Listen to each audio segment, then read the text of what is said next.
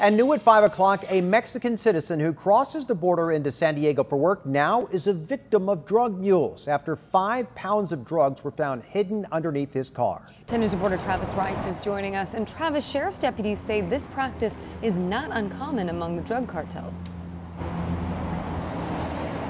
Yeah, as disturbing as it is, it happens a little more than you would think. That victim lives in Tijuana but works here in the States, and he was walking back from his car this morning when he noticed something underneath the fender.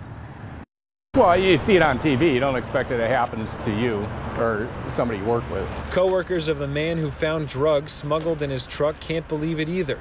Police say it started when a neighbor in Tijuana called in the tip. His neighbor had seen somebody the night prior messing with his truck, and he just happened to remember and call.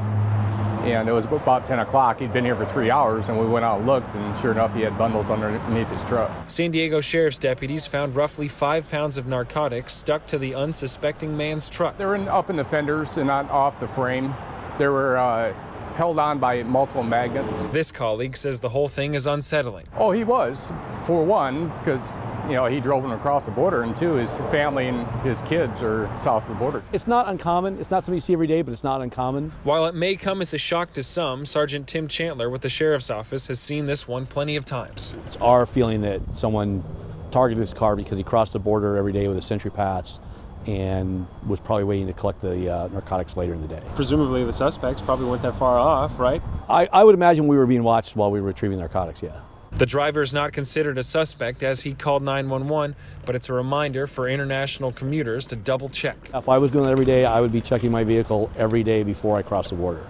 Because if you get caught at the border, you're gonna have a lot of explaining to do.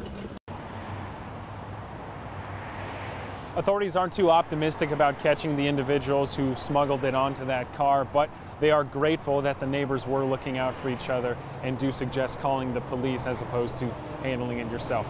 Live in El Cajon, Travis Rice, 10 News.